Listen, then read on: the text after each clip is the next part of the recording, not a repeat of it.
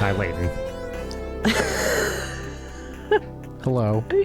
It's not often that we come into a record and hit record and my spirit is already crushed. This is a good time. No, it's not. Oh, it is, though. No, it isn't. This is not you know. Why? Whatever are you talking about, Leighton? I simply don't know. Well, I hope everybody really enjoyed the live episode of this show. Cause what? Cause nothing. I'm having one today because of you, Brian. Me? Moi? What did I do? The very thought, Leighton, that you would accuse me in our first episode of a brand new year of some kind of, I don't know, poor choice or bad comedic instinct. I don't know. I have no idea what you're talking about. You're going to have don't act incredulous specific about the poor comedic I like that we're starting off the year strong with some classic Brian Wecht gaslighting TM. I have never gaslit anyone before in my life that I'm aware. Sure you haven't. This isn't a level playing field here. Well, I honestly, Leighton, I don't know what you're talking about. Brian, can you play the Curb Your Enthusiasm theme?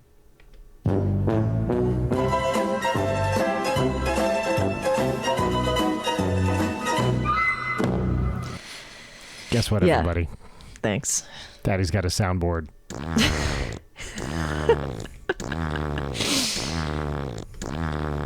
I can see our numbers going down. It's kind of incredible, actually. It's pretty great. This is infuriating me because I'm staring at my Stream Deck that has a full soundboard on it that I carefully put together, and I don't know how to connect it to Zencaster. So all my little GIFs are staring at me. My pages upon pages of GIFs are staring at me. Admittedly, all of my samples are very Leighton specific, Sopranos, Fallout, etc. But still, it would give me something.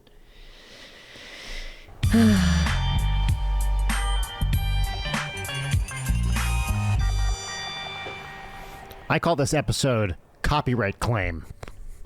Yeah, you should. You really should. Oh, man. So here's my promise to you, Leighton. I won't use the soundboard this episode. I promise. Is that a Leighton Night promise? That's a Brian Wecht promise, which arguably means more. So less, you mean? No, more, because I can't, look, I don't mean to sound solipsistic, but I can't know that you exist, and I can't speak for you, right? As much, being a man, of course I want to, but I recognize that in 2023, some people think that's not okay, so I'm not going to. So I can't promise for you. Moving forward, I'm not going to promise things for you. All I can say is that I, Brian Wecht, promise that I will not use my soundboard on this Brian, show. have you lost object permanence? I mean, the soundboard is quickly becoming a non-issue if you have difficulty believing that I have a corporeal form and do in fact exist.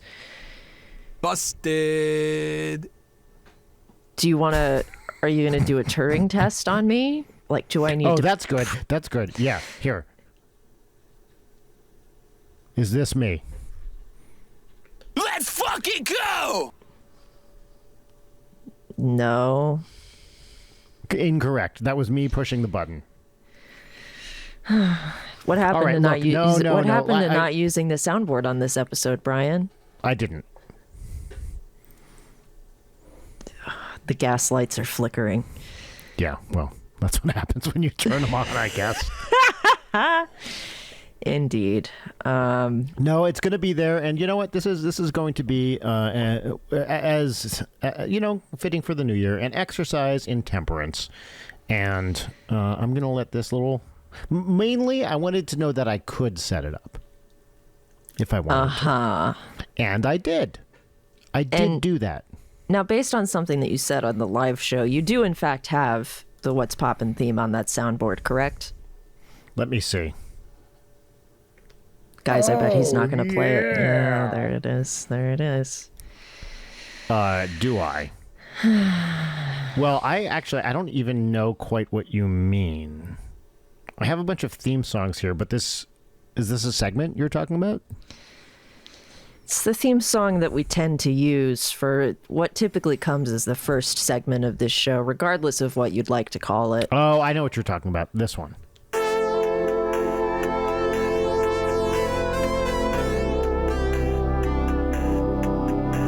That one?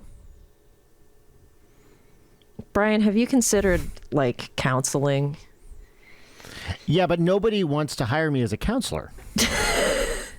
What would your... It's okay. hard. It's hard. Okay. It's hard to when people say, have you considered counseling? It's like, it turns out you have to go to school for that, you know, and then you have to find a way to get patients. And if you don't go to school for it, people are like, why should I trust you? And then when you tell them the reasons, even the obvious ones, they don't. So is that really my problem? I would argue no. Well, you're already out of patience. Wow. Hold on. Wait. Babe, wait, babe, no! Babe, no! Babe, no!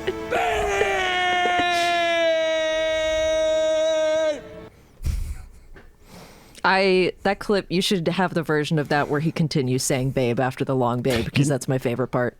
You know what? I did have that originally, and I don't know why I didn't keep it, because I can stop these at any time. Like, you press it again to stop it, or that is an option I can include here. But I did have that one originally, and it was so long that there was no situation in which I saw myself using it, so I removed it. I have a variety of things I could say to that, but I want to get back to the counseling issue. You, Dr. Brian Wecht, Thank you. become a counselor. Yep. What's your specialty as a counselor? Archery, arts and crafts. Therapeutic archery? Yeah, that's where I say, I'm not good at this, but stand over there. It'll face your fears. It's exposure therapy. That's right. I'm going to hit the part of you that has the fear in it. And where might that be? The face. Of course. I'm a precision archer. Oh, no. So you're not talking about summer camp counseling. You're talking about therapy. The kind of counseling you would need a degree for, which I think you can just hand wave, right? That's how it works. It certainly seems like there are plenty of people out there who claim to be mental health professionals who, let's just say maybe their qualifications are a little specious, perhaps in doubt. Uh-huh. So if you were a, mental health counselor, what's your specialty? Of a sort. Well, what are the options? Like, we're now going into territory where you definitely know more about this than I do due to your issues. And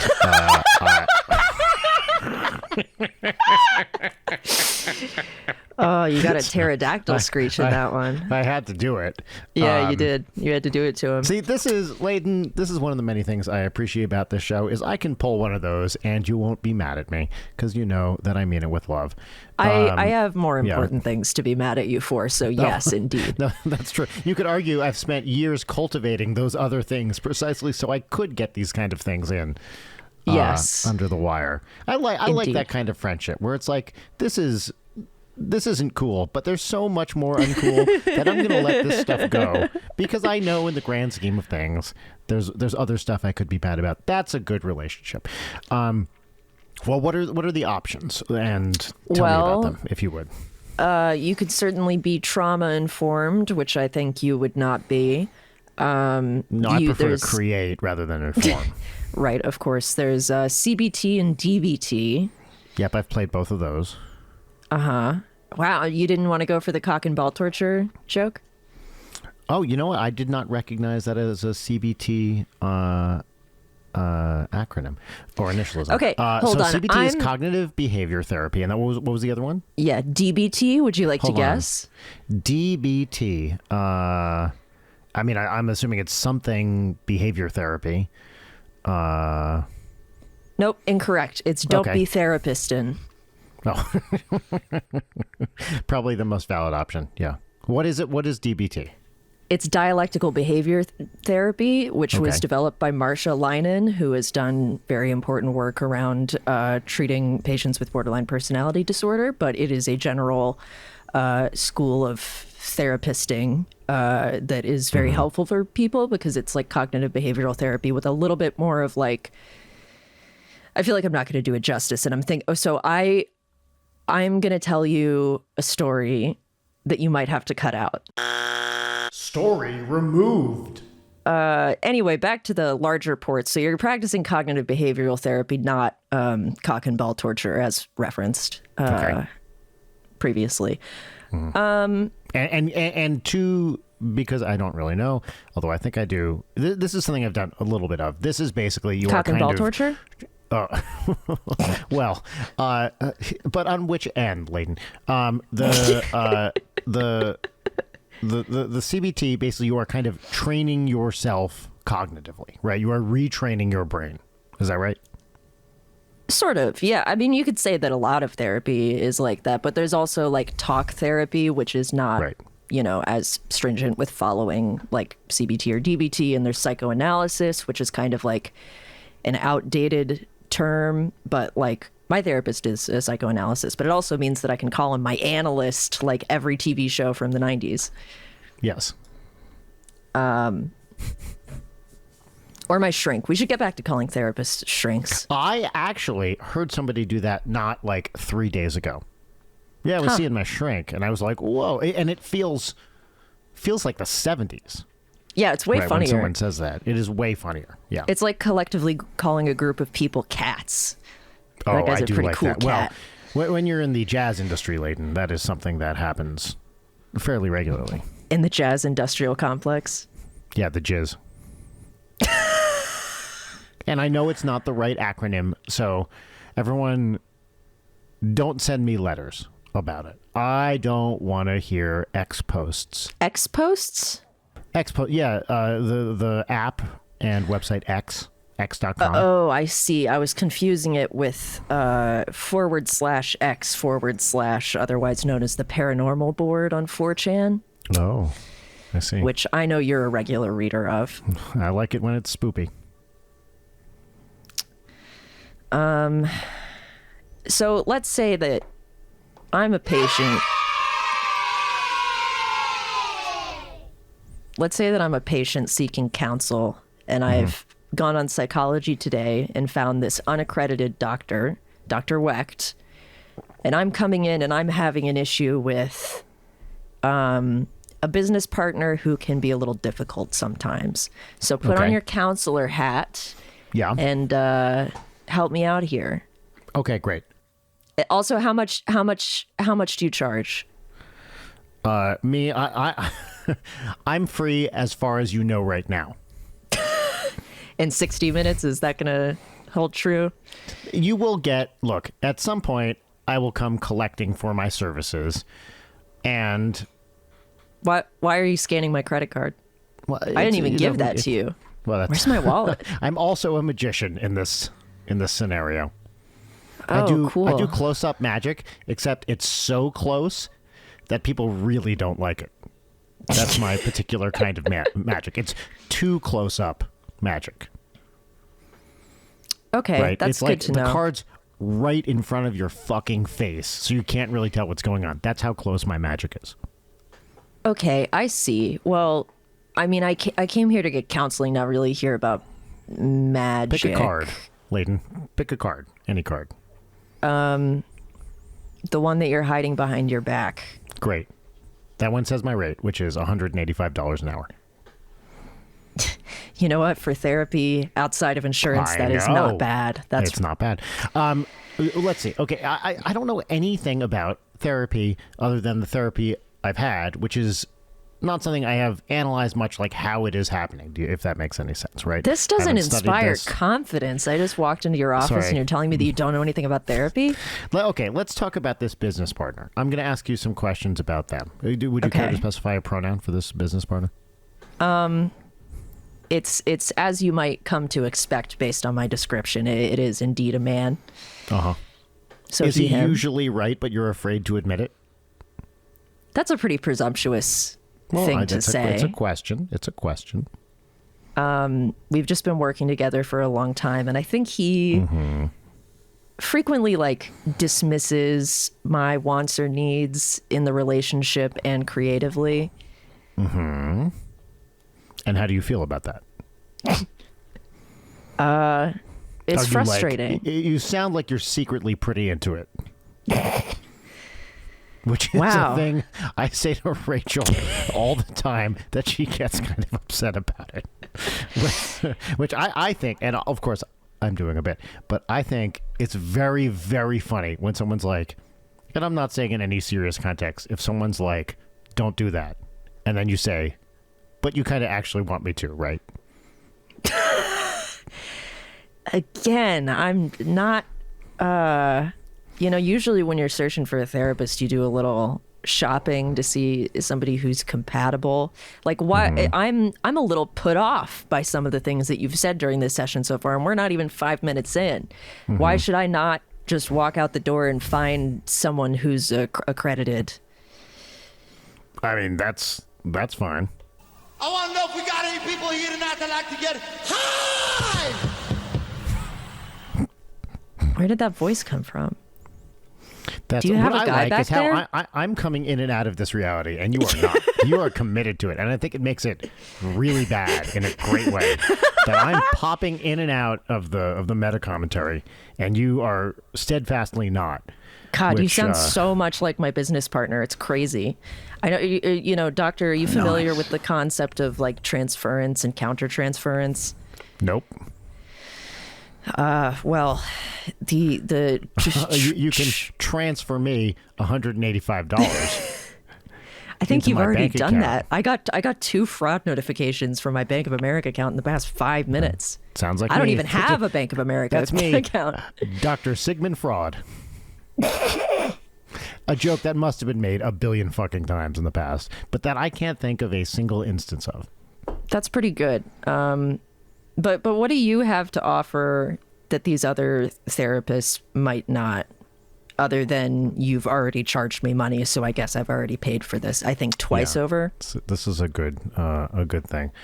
Well, I'm really good at listening to women yammer on about whatever. I'm compassionate. I'm athletic.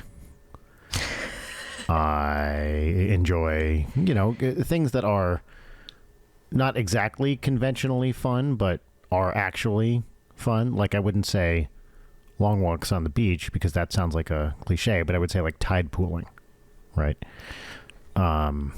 What's the most compassionate thing you've done lately? Probably take on new clients. How many clients do you have right now? A couple hundred. It seems like you're probably spread pretty thin, huh? Well, I did say I was athletic. This is an improv scene gone horribly awry. Indeed. I don't know why you're calling our therapy improv, and it indicates to me that you're not taking this seriously. Oh, I'm taking it very seriously. I think I'm going to leave. Look, I can't stop you. Yeah, there I go. Here I'm going. Are those footsteps? What, you don't have footsteps on your fucking soundboard, Brian?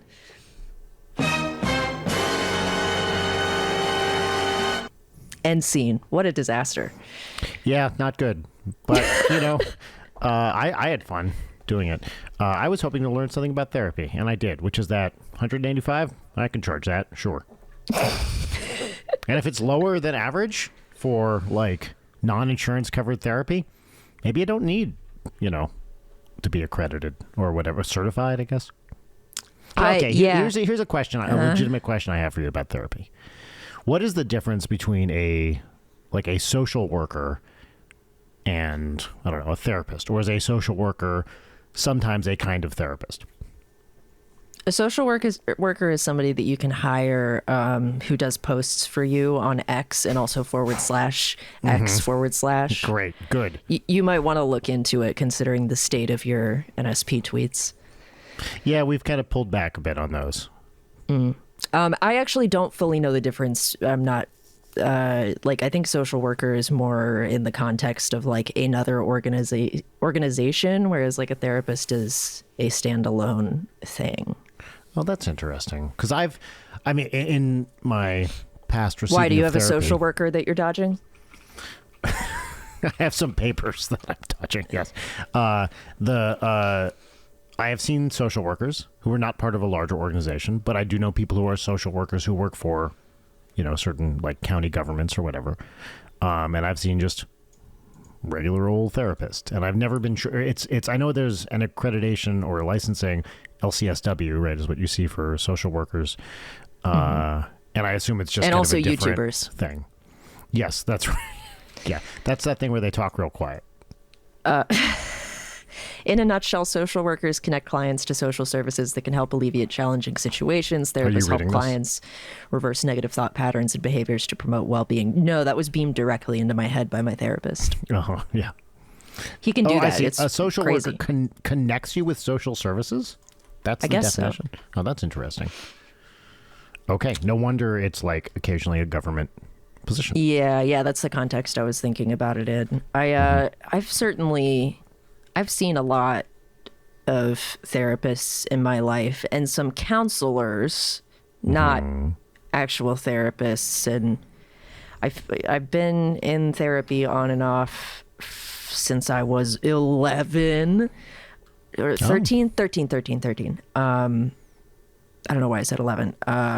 And I've had some pretty bad ones. Tell me, okay, without going into like really upsetting territory, what's something dumb a therapist has done in front of you or for you or whatever? What's a bad therapy experience that's not a traumatic therapy experience? Well, I do have a good amount in that second category. Let's see. I think I had a therapist who was the first one that I started seeing when I moved out here. And this therapist was very woo. Ooh. And you know me, I'm not a woo person. A woo girl. Yeah. I'm not a woo girl. And can you give me just a little high-pitched woo, like a party woo, like a drunk girl woo? Woo. Great. And so I don't really connect with that. She was very much in the vein of like pretty much just asking, how does that make you feel? And not going much further than that. And a lot of like the kind of therapist where it's like, I'm sure you now have an Instagram account where you post like, hold space for these feelings, which it's like there's so many self-care-ish therapy things that are genuinely good advice, but that make me insane because they're so condescending to the point 100%. that my current therapist will say certain things to me and then I will parrot an example of the thing back at him in a really condescending voice and he always cracks up, which is hard to get him to do. Like, I think it's important that your therapist doesn't fall for your bits. Oh, yeah, totally. Luckily, in my case, I don't do bits. Right, of course. They have to be really earned, and it's usually by me saying something kind of mean.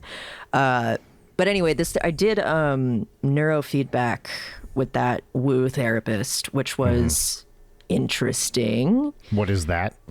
They put a bunch of sensors on your head and then send some sort of waves through you. I can't claim to know how it works, and I would dismiss that as woo if it did not actually have an effect on me, which it did, like very noticeably. Cool. Usually I would get instantly tired. I don't know why that's a thing, but it would wear me out, and sometimes I would immediately be in a better mood. Most of the time I would immediately be in a markedly worse mood. And I think the idea is that people still don't really know how it works. It just does something. Did you ever have, that's interesting. Did you ever have a therapy experience? And this was happening to me in the very recent past where I would get out of therapy and be so angry over the stuff I was talking about that every single session I would feel worse than I did beforehand. Because Not it would with- like spin up Yeah. the things I was trying not to be pissed off over. Yeah, not with anger. Actually, maybe sometimes with anger, but a lot of times, especially if it's something like really serious or something that I've been trying to not talk about in therapy, I will feel. I mean, EMDR was just that. It's like, do you want to wreck your entire week? Well, Yeah, have fun. Right. Yeah, Yeah, that is tough. And also, I feel like when I come into therapy on a day where I'm like doing okay, I always feel like, well, I don't want to just like do show and tell with all this shit I'm doing with my therapist. Like, I don't want to dwell on if things are positive, which is the thing that my therapist just told me I need to work on. But it's like, I'm paying so much money to just be like, I drew a lot of stuff and I hung out with my friends. Because I like it best when he gives me shit. Because I think it's important. I agree. I like this with my therapist too. When she is like, "Stop doing that. You've done this already. It doesn't work. Fucking stop it." Yeah, mine. It always gets me especially bad when he tries to have meta conversations about the therapy, which is such like an essential thing that I didn't realize was important because all my previous therapists were bad ? But like. In psychoanalysis, at least, like you need to be having a meta discussion about transference and countertransference and like how relationship dynamics play out in your relationship with the therapist. But he'll like bring up stuff that I'm doing and like try to apply it to the therapist relationship. And I'll be like, no, God, no. Which I would give an example, but I'm not going to. But to the point where it's kind of a running joke where he'll be like, he'll preface it with like, look, I know that you're just going to tell me no, but I feel the need to bring it up. Here's my main, I don't know how to say this without sounding like an asshole. And forgive me if we've talked about this on the show. I find it very challenging to find therapists whom I respect intellectually, shall we say. Brian, this was going to be my next point. Which is to say, not to put too fine a point on it, people I don't feel smarter than. And I try to be very intellectually humble. I don't know a lot of shit. I know what you're thinking, Brian Wecht. Humble, but he's so great. Of course. Look, I try to be the first person to admit what I don't know. And certainly I don't know shit about therapy. But that said, so probably even a therapist that I maybe, I could imagine getting effective therapy from someone who knows a lot about therapy, but I wouldn't think is overall like that smart, I guess. Nevertheless, if I'm talking to someone and I'm like, oh my fucking God, I cannot successfully have a therapy relationship with that person. Yeah, so this is the point that I was going to bring up next, that I agree with. It's impossible to talk about this without sounding like a huge tool. That's right. There's no way to talk about it without sounding like you think you're smarter than fucking everybody else, which, for the record, I do not. I think most people. To put it tactfully, the way I've described it is like it's important to have a therapist who's meeting you on your level intellectually. Yes, that's right. And that was like the bigger problem with the woo therapist, where it's like, I shouldn't have to be explaining concepts to you. You're the therapist.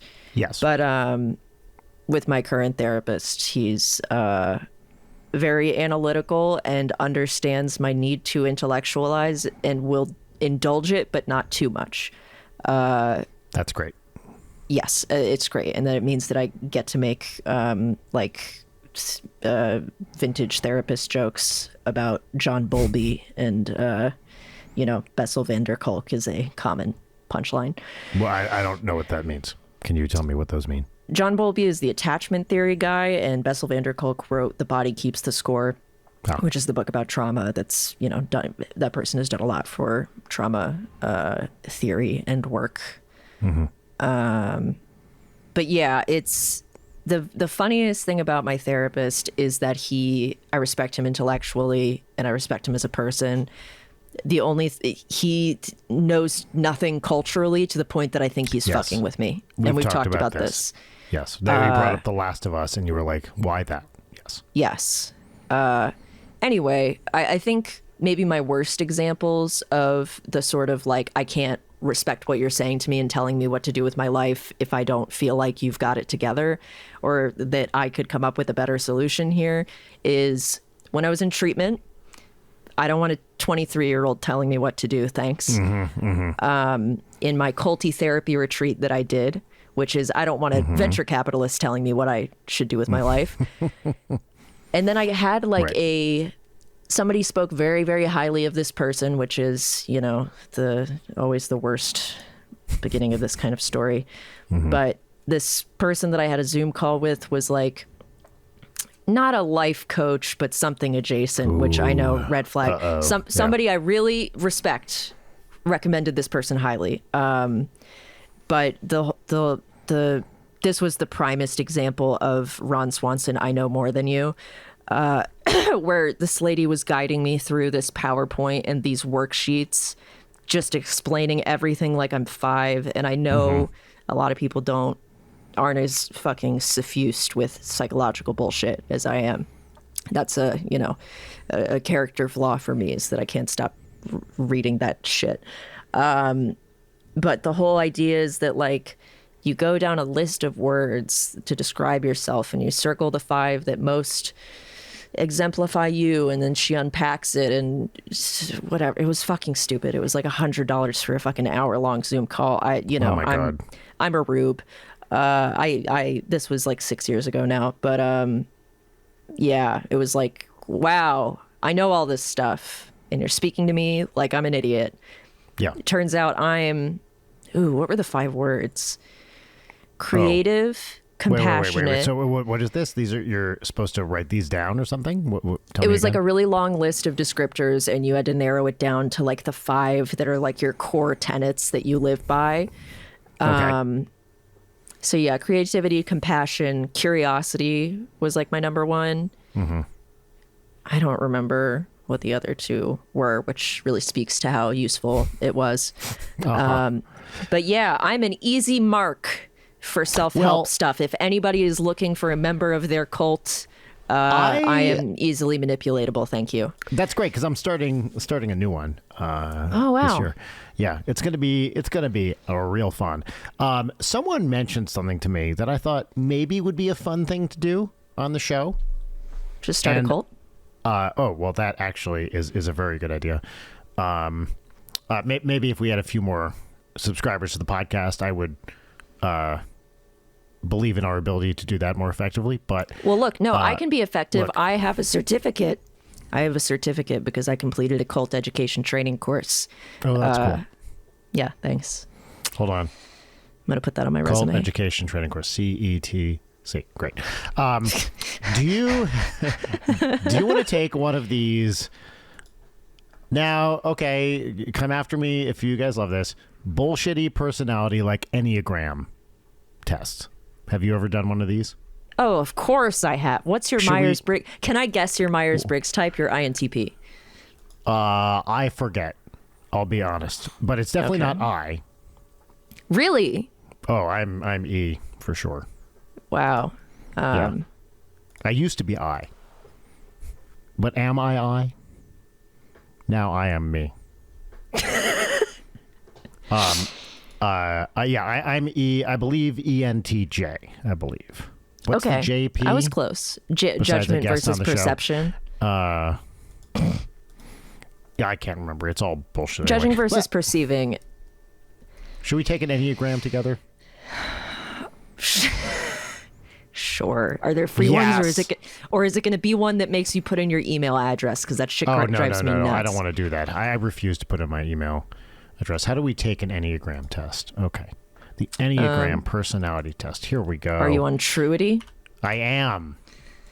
So we're going to do this and spend way too long on it, and then it's going to be like, enter your email address. Is this true? It's step 1. Is this going to be compelling to do on the show? Probably not, which is why we should do it. Okay, great. We're just going to go fast. First thought, best thought. So I are we strive- doing yeah. it in parallel and answering what we're clicking? That seems borderline unlistenable to me, doesn't Well, it? wait, what's your plan? I didn't have one. Here, We could take it for each other. Oh, Leighton, that's great. And Okay. potentially friendship damaging.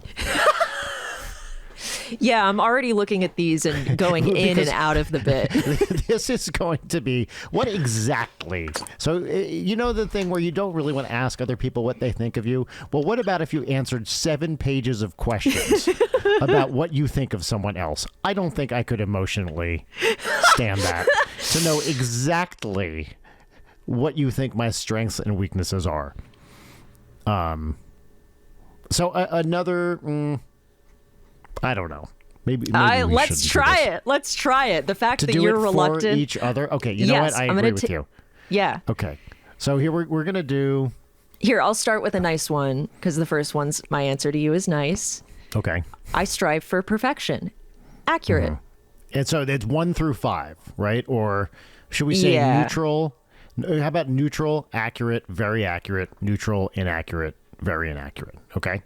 That's, I Or- mean, the extreme ends say accurate or inaccurate. Yeah. So you're just going accurate. Yeah. For you, I think we need to be very black and white about this. You were just going with the antipodes. I mean, we can do stuff in the middle, but I think in general we should do the opposite poles for I would put for clarity. Okay. Should we answer for each other? Yeah, that's what we're doing. I would put you in the middle for this. Should we react? I guess, yeah. It's where we're batting. But do you think that's fair?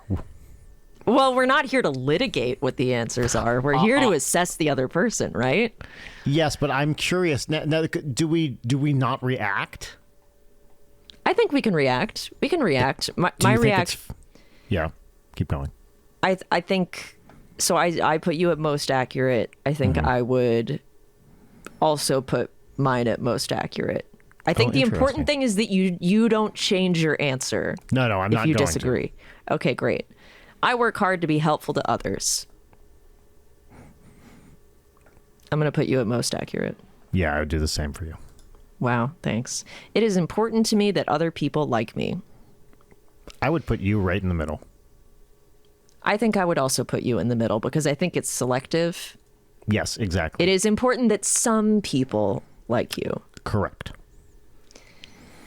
It is important to me to achieve great things. I'm going to put you, and we have to do middle or ends. Is that right? We can do any of them. I was just trying to, make this not last an hour. I'm going to say accurate for you. Yeah, I think I'm also going to say accurate. Qualifiers on great things and what exactly that means and Yeah, work required right. to get great things. Yeah. I make more significant contributions than the average person. 100% accurate for Brian Wecht. For you, you're young. Like you've done some very notable. I'm going to put you accurate. I think that's fair. You've done Is that some for really great great stuff. things or significant? Significant contributions. Oh, interesting. Because I was totally reading the question as in terms of like interpersonal or project. Because I think for me, in terms of interesting. significant contributions to society, I don't know about that shit. You made a hit video game, which is more than most people. But is that a significant contribution? I would say yes. All right, great. Next one. I feel my emotions very deeply. I don't know what to put for you for this. I also don't know. I'm going to put you in the middle. I'm also putting you in the middle. Fuck you. I have a sense that other people will never truly I'm putting understand me. That is accurate for you. I can't quite commit to the bit. It's inaccurate. I think you're. I read this as like an emo teenager voice. People are never going to understand. Oh, see, me. I read this just as it's hard to know other people. And I would say that it's almost, I think almost everybody would be accurate for this, because what does it mean to truly understand someone? I think this is inherently revealing the flaws of these types of tests, because we've had multiple things where we're assuming entirely different things from what question is asked. Absolutely. So I think that's interesting. Absolutely. Yes. Next one, I think deeply about things, Brian Wecht accurate. Yeah, Leighton Gray accurate. I am prepared for any disaster, Brian Wecht accurate. Leighton Gray middle. Yeah. It is important to me to avoid pain and suffering at all times. I would say... I'm going to say inaccurate. Yeah, I was going to say that for you too. I seek out experiences that I know will make me feel happy or excited. I'm going to say inaccurate for you because I don't think you seek out experiences, period. Indeed. Accurate for Brian Wecht. I think that's fair. I see the positive in every situation. Leighton Gray, inaccurate. Yeah, I think you're also getting inaccurate. Tick away from inaccurate. Yep, I think that's fair. I am not afraid to tell someone when I think they are wrong. Accurate, Brian Wecht. That is very interesting. I would not have marked myself accurate. Yeah. Really? It's very contextual. All of these are contextual. Yeah, that's true. I would put you right in the middle. All right. That's fair. Again, contextual. Mm-hmm. Yes. Because it's choosing your battles, you know? Yeah. This is going to take forever, but I kind of like this. Yeah, I know. Me too.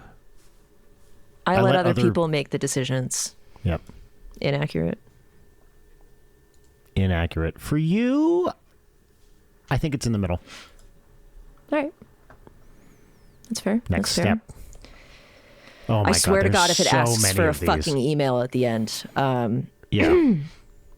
I appreciate having rules that people are expected to follow. I'm going to say a tick away from accurate for you. Yeah, I'm going to say for you, same. Okay. I am concerned about security more than anything else.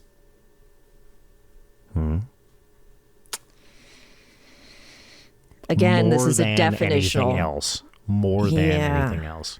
I'm going to say that's inaccurate for you. I am also saying that it's inaccurate for you. I think a lot about what will happen in the future. I would say accurate. I would say middle for you. Okay. All right. I don't fit in with ordinary people. Fuck this. I'm going to say for you middle. Okay. Yeah. Middle, no. One tick towards accurate. That's what I would say. I think I would say the same for you, and I'm not just saying that. It's like definitionally fit in and ordinary. Both awful words. Yes. There is rarely a good reason for changing how things are done. Inaccurate. Yeah, totally. I always finish my chores. Accurate for you. Inaccurate for you. Yeah. Mm-hmm. I am always trying to be a better person. Accurate. I think accurate for you. Thank you. I check carefully for mistakes and errors. Inaccurate. No, it's accurate. I think that's accurate for you too, although I'm tempted to put it one tick away. But I think when it matters, you're very careful. Are you implying I'm careless? Okay, fine. One tick away. Yeah. I like to be around people who I can help. It's a little... I'm going to put you in the middle complexity. there. Yeah. What is this? Saltburn, a movie I haven't seen. Yeah. I like to feel that I am an important person in my social groups. I am going to say accurate. Yeah, I'll say that for you too. It is important to me to be successful. I'm going to say a tick away from accurate. Yeah, same for you. All right.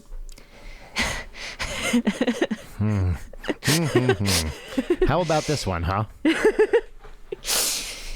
Yeah, do you want to read it? The organizations I belong to would not function well without me. Accurate. I think that's one tick away from accurate for you. My name's in the name of the show! I didn't say everything, and it's multiple organizations. True. I often feel overtaken by my emotions. One tick away from inaccurate for you is my gut. I'm going to put you in the middle on that. Okay. I have always felt different from other people. I'm going to guess that both of us are going to say accurate. Correct. I like to analyze things from every angle. That's you. Accurate. That's you. Accurate, yes. I always have a plan for what I would do if things go wrong. Accurate. Accurate for Leighton. I avoid situations that bring up negative feelings. I'm going to say the middle. Yes. For me, I think that's right. For you, I would put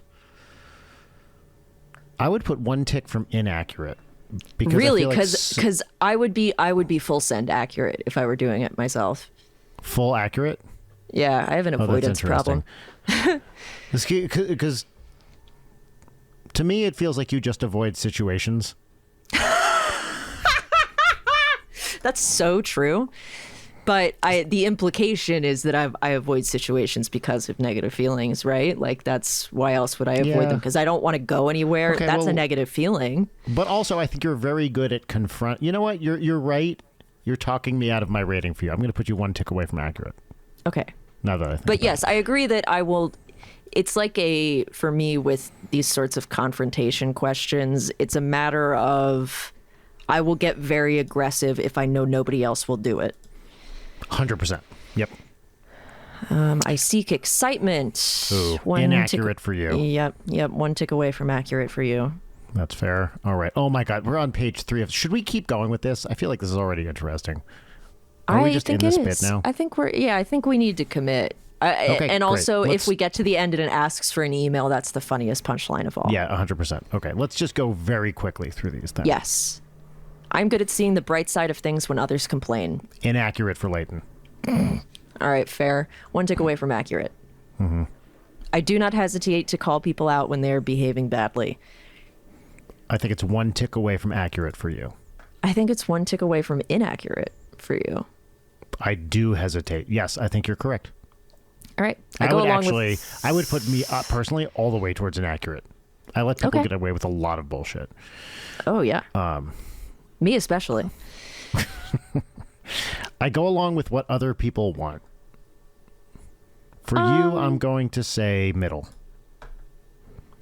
Yeah, I think so. I would probably put myself more towards accurate, but yeah. People should follow the rules instead of doing what they feel like doing. Boy, that's broad. Yeah. Broad to the point that I'm putting you a tick away from accurate. I would do the same for you. Yeah. Okay. I seek out relationships that offer me some type of protection. I'm going to say... Oh, this is a tough one. This is a deep... Given your relationship history, I'm going to put you at inaccurate. Yes. Uh-huh. I'm going to say inaccurate for you. I can clearly visualize what could happen in the future. I'm going to put you as accurate. Yeah, it just so happens that I clearly visualize death and destruction. Right. I like this next one. I'm putting you a tick away from accurate on that one. Okay, fair. Average people often find me a bit weird. I'm going to put accurate for you. Accurate, yeah. I like to do things as I've always done them. I'm going to put accurate for you. Yeah, I'm also going to do the same. Mm-hmm. I persist until a task is done. Accurate for you? One away from accurate for you.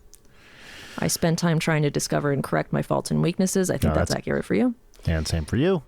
I hold myself to very high standards. Hardest Brian Wecht accurate. Yep. Same for you. I am a natural caretaker. Oh, that is interesting. What would I put for you? I would put you in the middle. Yeah, I think I'm going to put you a tick away from fully accurate.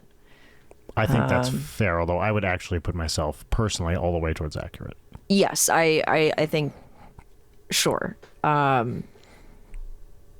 that's very interesting. Because thinking about that question for me, there are situations in which that's very accurate and ones that are 100% super inaccurate. Again, context. Well, I think the reason I put you in the middle actually is because you have enough things to deal with on your own that I think sometimes, and I say that not as a judgment, but just as I say it as a judgment. Show, often that you don't have the energy to take care of other people because you have to deal with your own stuff first, which I think is that's as very it should true. be.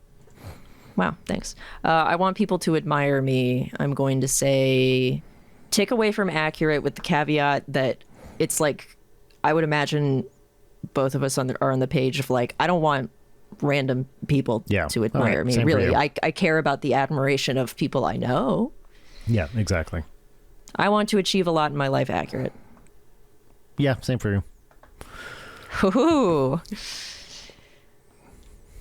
You want to read this one? If I am, well, what a setup. If I am honest, I feel that I am a bit better than other people. Now we're answering for each other. This is a loaded one. It really is. I'm going to put you a tick away from inaccurate. Oh. Yeah. Yeah. I'm going to say accurate. Accurate for me? Yeah. See, I would put myself fully on the other side. That's so interesting because I think that you're not incorrect with being one away from inaccurate, but it's like, I think this is a pretty common thing with like really depressed and self-loathing people of like simultaneously completely hating yourself and thinking that you're shit and also kind of feeling like you have a little bit of a superiority complex anyway. Yeah. I think I have that a little bit. I think the loaded word here is better. Yeah. I believe very, very strongly that I am not better than anyone. I don't think anyone is better than anyone kind of innately. Now, behavior, maybe you can behave better or whatever, but some kind of innate goodness, everyone's the same as far as I'm concerned. Yeah, innate goodness does not really exist. I feel a deep sense of grief for what I have lost. I'm going to say accurate for you. Yeah, I'm going to say inaccurate for you. I think that's fair. Once again, here we are. I am an unusual sort of person. Accurate. I take time to understand things more deeply than most people do. Accurate. Yeah, accurate. All right. We're on step 4. Here we are. It is important to me to be prepared for any emergency. I'm going to put you in the middle. One tick away from accurate for you. Yeah. I distract myself from any sad feelings that arise. I'm putting you in the middle. All right, that's fair. I'm going to say tick away from inaccurate. Oh, that's interesting. I would have put myself more towards accurate. Interesting. Okay. If not fully accurate.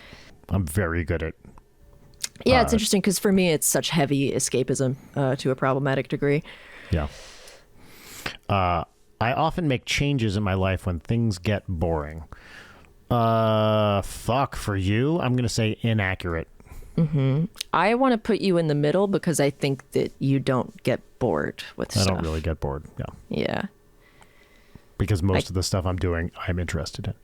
Yes. I tend to be more optimistic than most people. Is there something to the left of inaccurate for you? Yeah, inaccurate. I'm going to say that's accurate for you. I agree. This test is just Leighton has depression. Yeah. I tell people what I think, even if it is hard to hear. For you, I'm going to put you in the middle. Inaccurate. That's right. I agree with that. I would rather follow the group than push for what I want. For you, I'm going to say middle again. Yeah, I'm going to say a tick away from inaccurate. Mm-hmm. Oh, this next one is really encouraging us to start a cult. Yeah. I feel most comfortable in organizations with a clear hierarchy. I'm going to say that's inaccurate for you. I mean, you with your background in academia, most comfortable though. Yeah, I think that puts tick away from inaccurate. Yeah, I think that's fair. I take measures to protect myself and loved ones from harm. That's accurate for you. Accurate for you, yeah. Yeah. I make plans for many years in the future. For you, I'm going to say middle.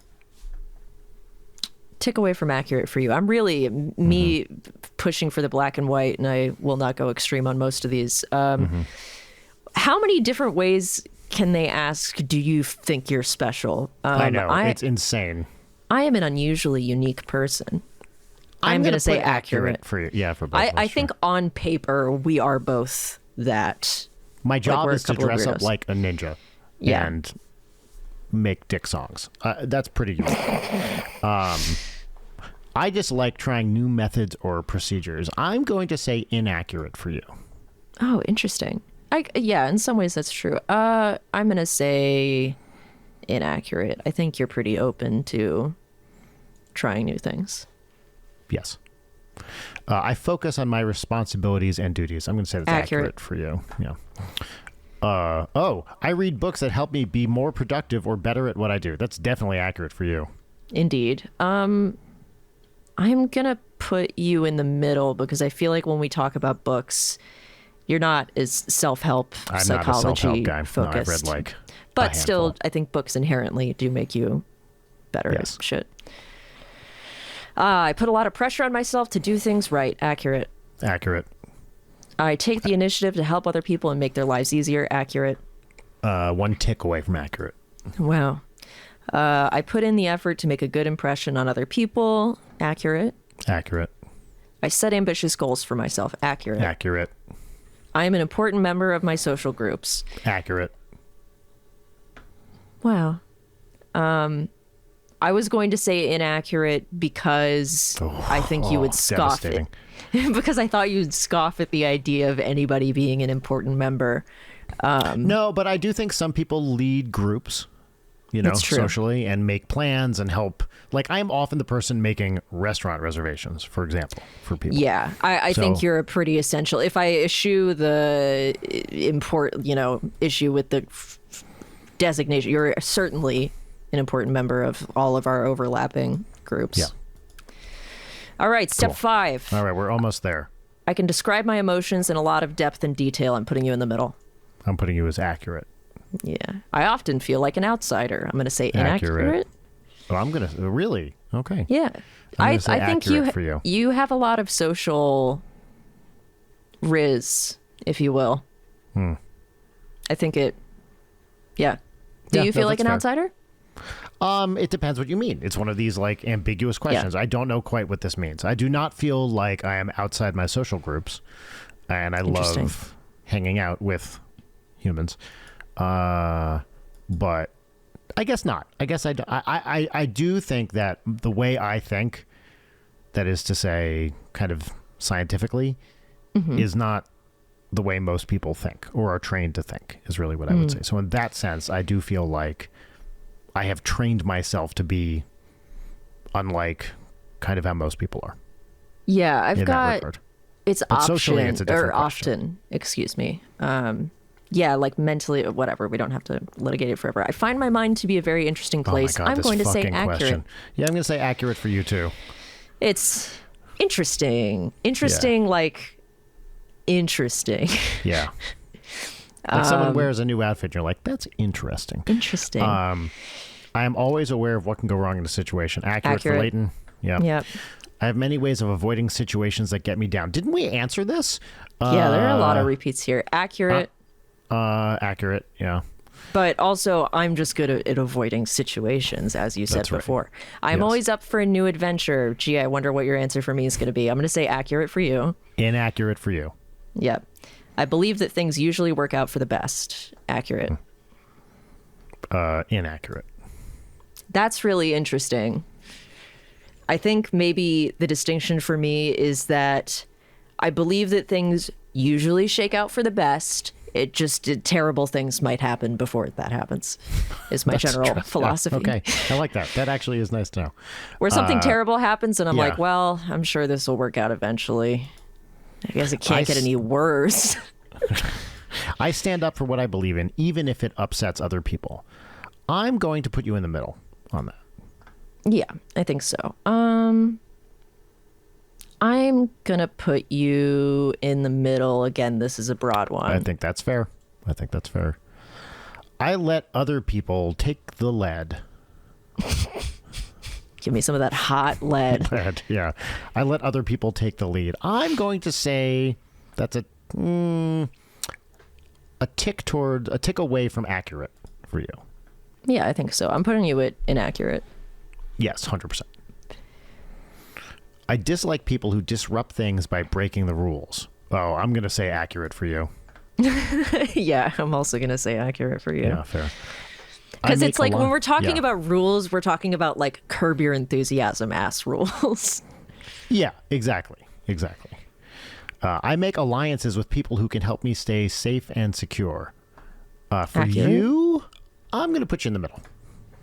Interesting. I'm often looking ahead towards what is coming next. Oh, what did you put for me? Oh, I put accurate. I think that's fair. Yes. I don't think it's the driving force of your relationships. It just, I think, is a natural byproduct of your social life. I am often looking ahead towards what's coming next. Accurate for you. And what is coming next is a train so fast. I'm going to say accurate for you. I have different interests than most people. Accurate. Accurate. The traditional way of doing things is the best way. Inaccurate. Yep, same. I am a responsible and reliable person. Accurate. Accurate. Wow, thanks. I have a lot of plans for how I can improve myself. I'm putting you as accurate. Also accurate. I make sure that even the small details are correct. Hard accurate.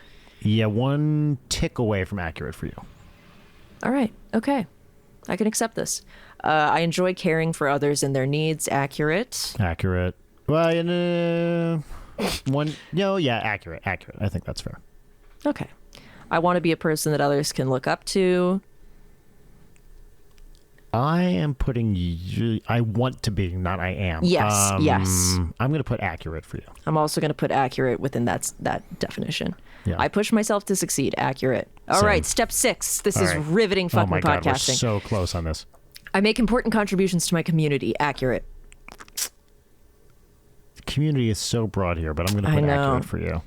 Really? Because by any metric, I would say inaccurate, but let's... Well, I don't think that's true, because with our friend groups, which we have, I would say you make important contributions to them. Gee whiz. Thanks. But I guess I thought this whole thing was going to be a roast, and instead you're really piecemealing me some self-esteem here, so I appreciate it. Of course. But, it's interesting that I am not answering this the way I think you would answer it. I am answering it the way I see you from the outside, which is what we're doing, right? Yes. Yeah. Right. I rarely have strong emotions. I'm going to say tick away from inaccurate. I'm going to say inaccurate for you. Yeah. I feel I never truly belong in social groups. Inaccurate. I'm going to put one away from accurate for you. Yeah, that's fair. I want to learn as much as I can about how the world works. Accurate. Accurate. It is important for me to understand what can go wrong in a situation. This is a rehash of a bunch of these. Accurate, yeah.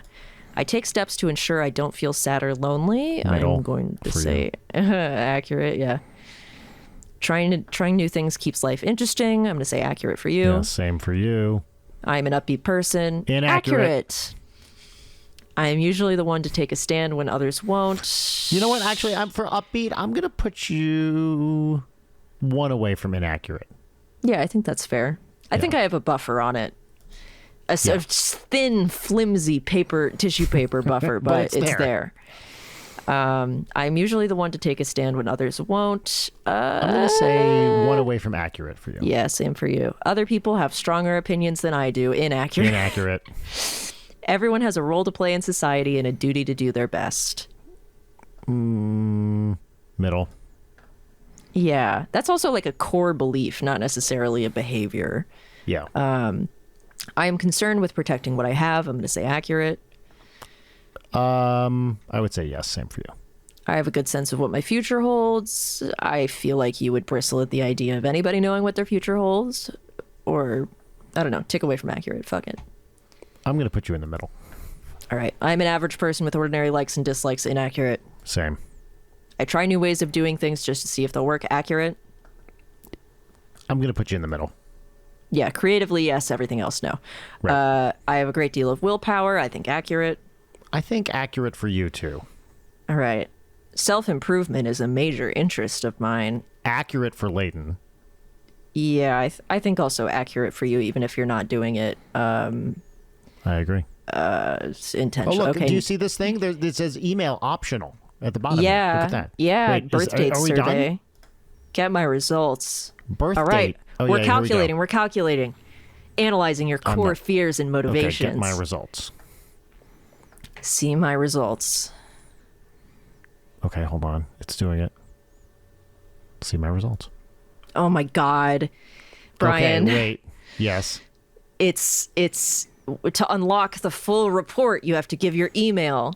And all we get are these little pie slices. But that's fine. Okay, so based on this, my slice here, I'm going to take a screenshot of this. I'm also going to... Okay, so It's pretty evenly matched across the board, except for 7 and 9, which are low.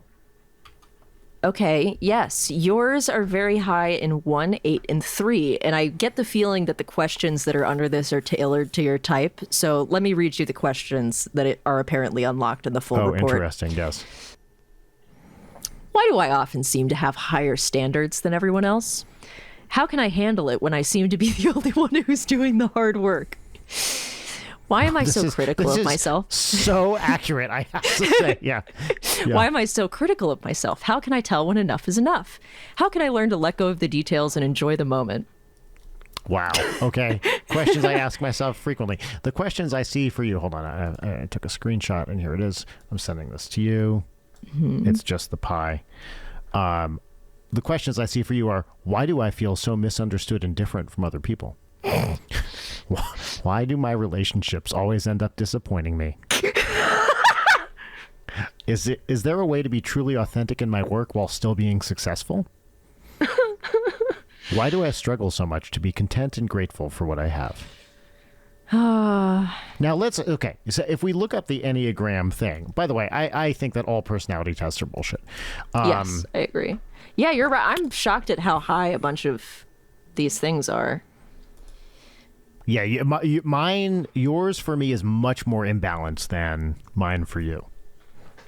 Yeah, hold on. Types and compatible. I want to see a list so we can draw our own fucking conclusions. Enneagram Institute. So the ones that I am low on are the enthusiast and the peacemaker. Fuck. I would think I'm a pretty. Oh wait, sorry. I'm looking at yours. You're lowest on the enthusiast and second lowest on the peacemaker. But I'm also pretty low on the peacemaker, which is weird because I think of myself. Yeah, because I'm looking at one that says like peaceful is the accommodator also, which I think is also you. Let's see, what's 3? Achiever. Okay. We're both high in that one. We're both high on 1. Which is principled. Reformer. Yep. Okay. We're both high in 8. The challenger. Mm-hmm. Ooh, both high in 5, memories. Which is investigator. You heard it here first, folks. Brian caused the challenger disaster. Look, it was. I'm not going to make any jokes about this because it still feels too soon to me, even though it was 40 years ago. Oh God! All right. Let's see. Yeah, this is. Well, I enjoyed. Bullshit, but I'm glad we did I enjoyed talking about the questions. I think we understand each other a little better. I don't care about these results. Like, what did this really tell me? That I'm depressed and pessimistic. Wow. Yeah. That's we have to new. talk about some fun. I think it was interesting to see each other through the other person's eyes in this very kind of concrete way. Yeah, hold on. I'm also going to screen cap the questions because I think those are very funny. And I'll send them to you. Great. Well, I think I learned something today. Yeah.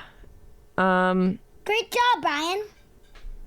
Yeah, I think that does that make for miserable podcasting? I don't know. I don't know. I thought we talked about stuff. I think it's fun. We did talk about stuff. I think that it's sort of the parasocial versus the real.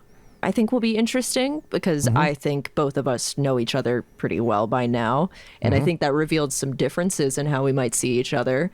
But I feel like similarities. Yes, but I feel like it's a lot of stuff that people who just listen to the show and don't know us personally might not know, you know? I think that's absolutely true. So if anybody knows anything about Enneagrams and the results that we got, let us know. Yeah. We'll probably call them bullshit, so yeah, go do that. Real quick. And then we'll move on to segments. Great. One moment. Oh my God, did I write things down for segments? Shit. Shit. Yes, I did. Haha, thanks earlier, Leighton. Also, for folks wondering, I, in the Myers-Briggs test, an INTJ, which is the most insufferable type to be. I also find it deeply irritating when people put it in their dating profiles. I say like I use dating apps anymore, because it's like, wow, you're an EFNP. I'm the type who doesn't give a fuck. Brian, cut that. No, don't actually cut that. I think it's funny. He is showing a remarkable amount of restraint with this soundboard, and I know that he's editing this episode, so maybe I shouldn't say that. I'm back. Hello. Hi. All right. So now it is time to move on to our first segment, which is our pop culture discussion segment. Some people would call it a pop culture recommendation segment. This is where you get to talk. A pop culture experience? Indeed, it is that. This is where you get to talk about a book, a movie, a video game, something you've been enjoying recently in the world of pop culture.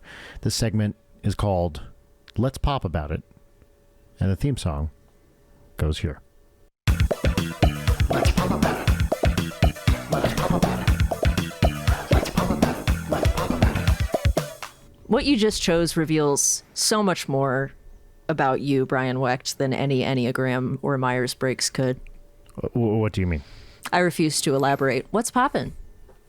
I don't know what you mean. Fuck. Oh, that was so fucking automatic. Let's pop about it, Brian. I'm going to ask you a meta question. If you were to come up with a name for the pop culture recommendation segment, what would it be? Would it be Let's Pop About It or something else which perhaps has existed in the past? This feels like a very important question. I'm giving you the power here, Leighton. And one that, for the sake of comedy, I don't feel comfortable choosing a side on. Oh, very interesting. I think that you're taking this seriously for once, and I think I've been conditioned through years of this show. Me? I'm not talking about you. I'm talking about me. That sounds unlikely. I just, for the sake of comedy, I'm pleading the fifth. Well, do you know what the fifth theme song on my soundboard is? And I'm not kidding. What? Let's pop about it. Let's pop about it. Let's pop about it. Let's pop about it. That was the fifth one. I have 5 listed here. One of which I don't recognize as ever having existed before. But, do you want me to pop about something? Sure. Great. And what's popping about it, Brian? The thing I'd like to let's pop about is I started, am I doing a full rewatch? I don't know. But I started rewatching a show that I have seen in the past from, I forget exactly when, but let's say roughly 15 years ago. And it's a fun little show called Chuck. And it is just fun. I watched it when it was on. It's kind of brainless entertainment, but it's cute. It's funny. It's got good characters. I'm only 2 episodes in, but I liked it when it was on. And it's one of those things where, you watch it again and you're like, is this going to hold up? I mean, 2 episodes in, it holds up. It's still fun. So the thing I am popping about this week, that I'm let's popping about, is Chuck. That's great. Yeah, I never watched it. I think it's worth seeing. It's not deep television at all, but it's fun, like pass the time entertainment. Which it's like, what's the word I'm looking for? It's nerdy, but not. It's like mass market nerdy. You know what I mean? Yeah. So I feel like mentally, I always categorize it with Psych for some reason. 100% same. Yes. I will go to bat for Psych as being a better show than Chuck, for sure. I think Psych is way funnier than Chuck. I've heard it both ways. I like them both. I've seen... Did I see every episode of Psych? No, I didn't. But I do like Psych a lot, actually. Psych's very funny. Leighton, well, now it's time for me to pop about my pop culture pick, which is the album Turn Off the Light by Kim Petras from 2020. Okay. It is it's Kim Petras' goth album, and it is such a banger front to back.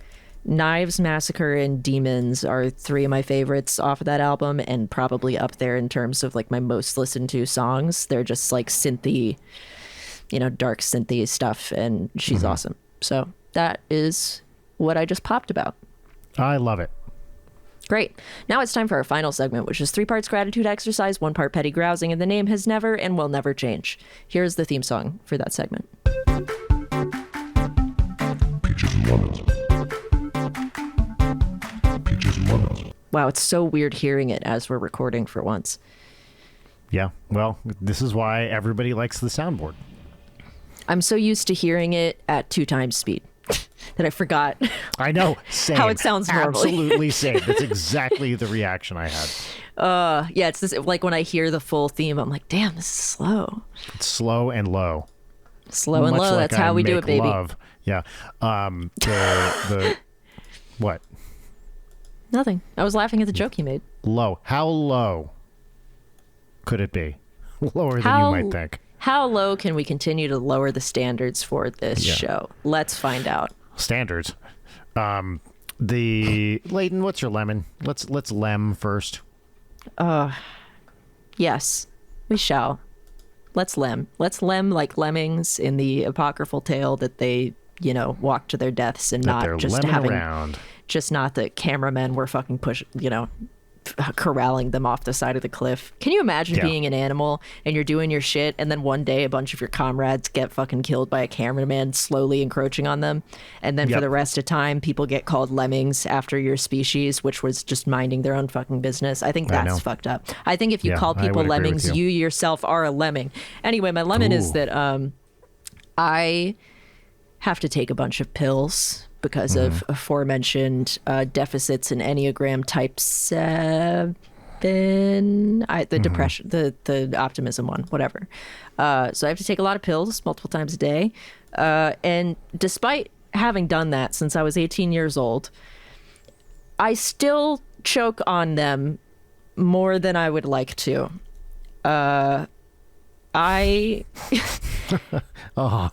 And not a full choke either, just like, I have regurgitated a small amount of water back into my own mouth.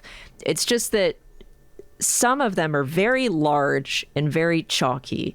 And if I don't swallow them without them touching the sides of my throat cavity, I get heartburn. And that's unfortunate for a pill that you have to take every day. Anyway, it's twofold. I get afraid of choking or getting stuck, and then that makes me panic harder when I am taking them, thus leading to more of the choking and coughing on them. And also I am in constant fear that I will choke and die alone in my apartment. So, that's my lemon. I wish that nearly a decade in, would have figured out how to take pills.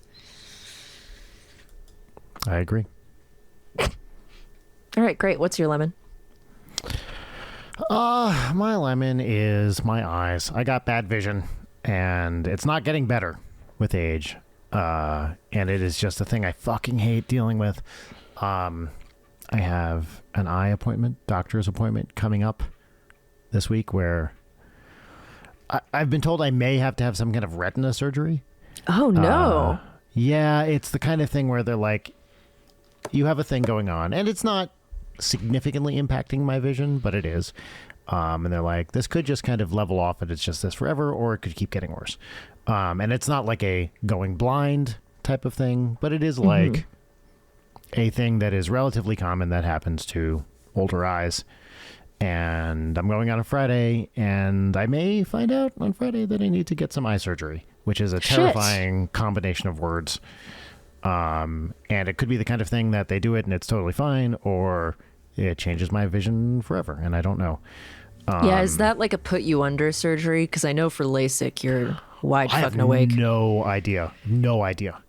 I don't know how they do eye surgery. Like, It's I assume- really interesting talking to people who have had LASIK done, because you're conscious, and apparently, now I'm going to freak you out with eye surgery details. Really don't tell me, actually, because this is one of the very few things that I can't hear about without Great. freaking Okay, out. cool. Then I So won't tell you. Don't tell me. Would you ever get LASIK though? No, because I have very, very poor vision without my contacts. And it's pretty dialed in right now. And I worry that getting LASIK would fuck it up. Like, so I have a specialty contact prescription, blah, blah, blah. I see great, Right. but I don't want to mess with a thing that I know is working, basically. Right. So, Fair enough. But also, the thing that's also hard to untangle with this is I am of an age where, I should start wearing reading glasses and stuff like this. This is just what happens.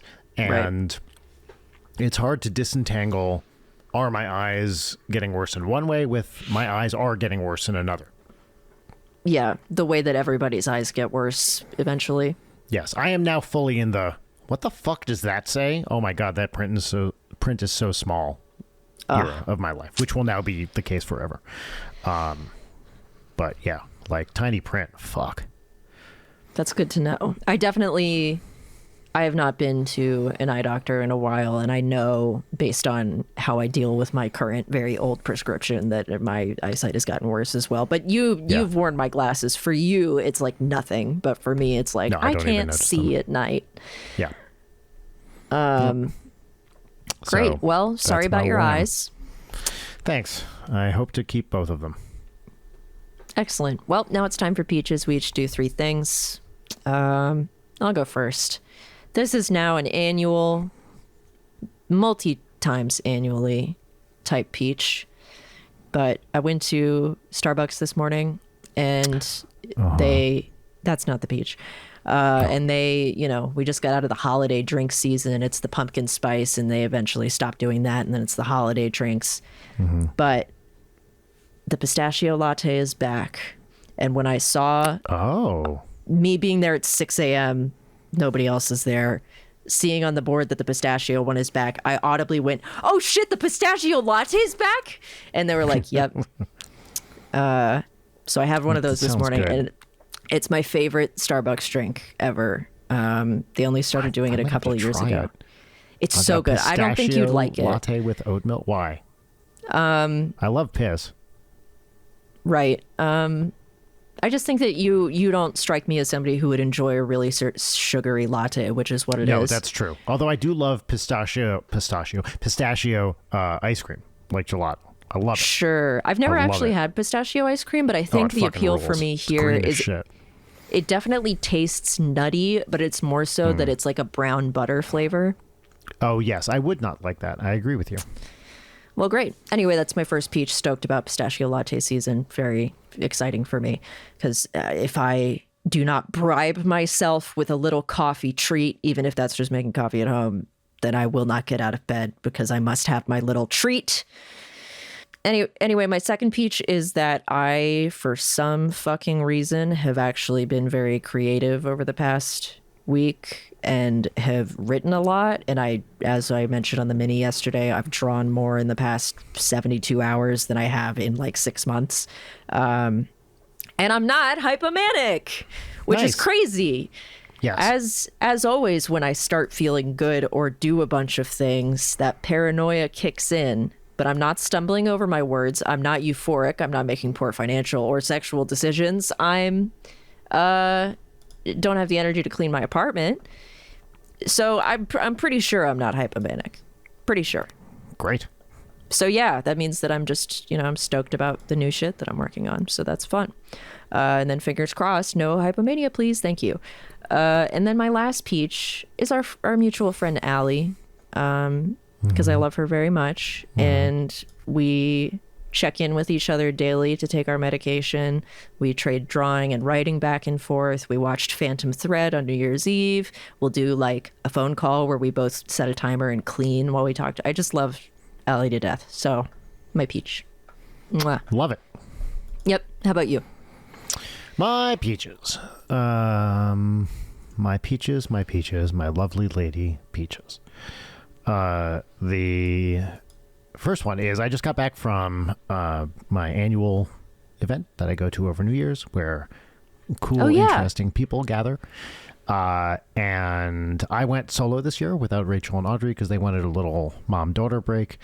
And it was awesome. I saw a bunch of people I hadn't seen in a while, met some new people, met some really cool people doing interesting things, had all sorts of conversations, both surface and deep, and it was a really great time. And it is now, I've been doing this for, probably coming up on 15 years now, and it's just lovely to see this group of folks. And I talked to some really, really fucking cool people doing cool shit. Wow. Yes. So it's peach number 2, which we have not yet, I believe, talked about on the show, is you came over for Christmas Eve along with a few other people, and we had a great night. It was amazing. Did we actually? I feel like we did maybe talk about it on a mini or something. We did. It was on a mini. Episode. Yeah.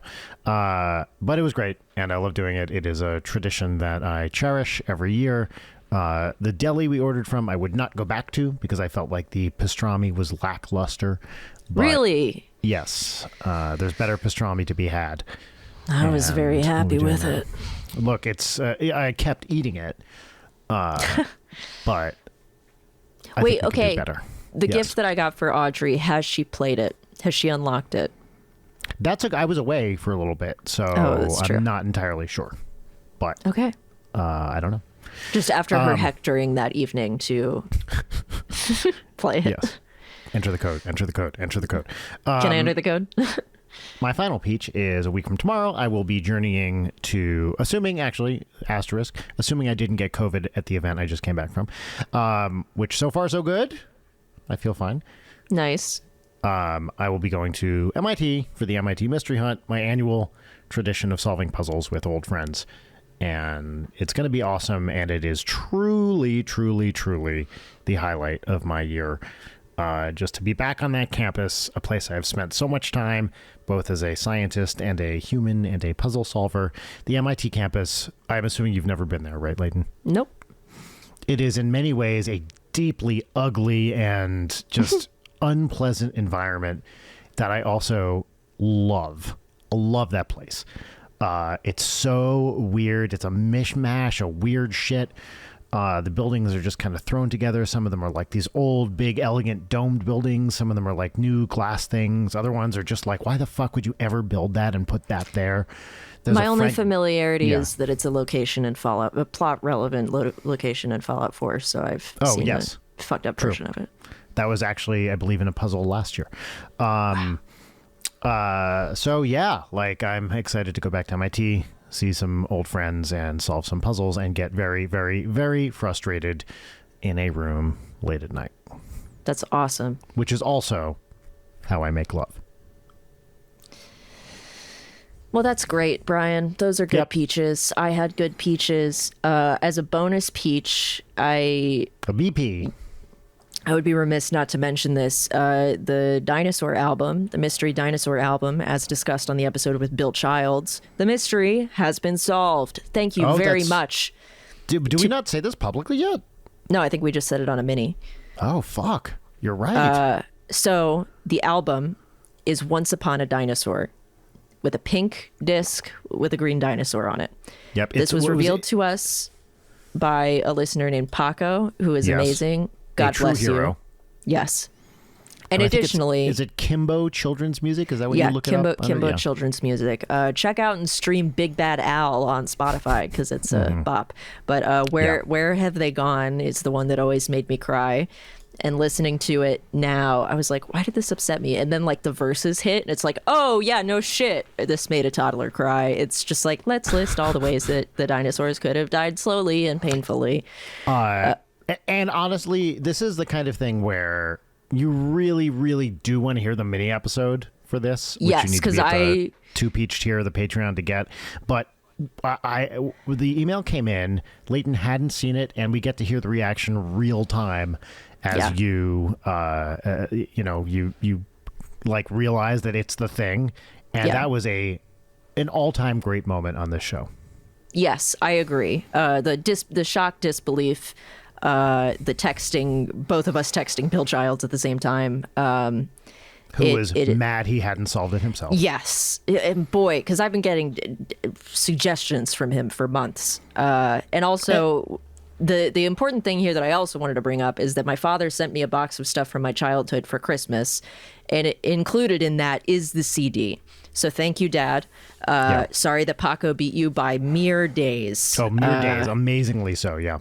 But I physically have it now. It's not like I have a way to listen to it, but it exists. And also, I would just like to point out that my memory was bad enough that I fucked up important details, but I will say that my drawing of what I thought the album cover is exactly what the CD looks like. It's the CD art, not the album cover, but yes, absolutely. Yeah.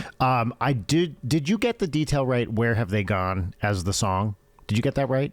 I think it was Where Do They All Go? And then the T-Rex song I was calling Big Bad T-Rex, but it's actually Big Bad Al about Allosaurus. But there's another song on the CD called like My Pet Tyrannosaurus or something. Yeah. Also, this CD is from 1987. So our date range was 10 years off. prior to Leighton. The one thing that I noticed, and the reason I ask, is when you put Where Have They Gone in Spotify, it's on like, a short list of results. It's right there. So if we had gotten that title right and thought to get it in Spotify, I think we would have found it pretty fast. But I couldn't remember if we had or not. And certainly I didn't go so far as to like look on Spotify. I was just looking on YouTube. Yeah, I assumed it would be the kind of thing that wouldn't be there. Because I think that my interpretation of the title is Where Did They All Go, not Where Have They Gone. But now, like the first time listening to it, my head was already filling in the lyrics. So, it's one of history's greatest mysteries. Where have they gone? This is my new TV show, Solved Mysteries. And I'm not going to tell you how they got solved, just that they were. Sounds great. I'd watch it. Yeah. This is our first episode of the new year. So everybody, thank you for being here for another 200 episodes. Was it a complete waste of time to do a personality test? I don't know. Do you want us to do more useless shit like that? Let us know. And also give us money on Patreon at patreon.com/Leighton Night. You get access to truly a ridiculous amount of content over the 3 years we've had a Patreon. Like, yes, full video episodes for, when did we start doing video episodes? We have videos pretty for early on. Yeah, 90% of the episodes.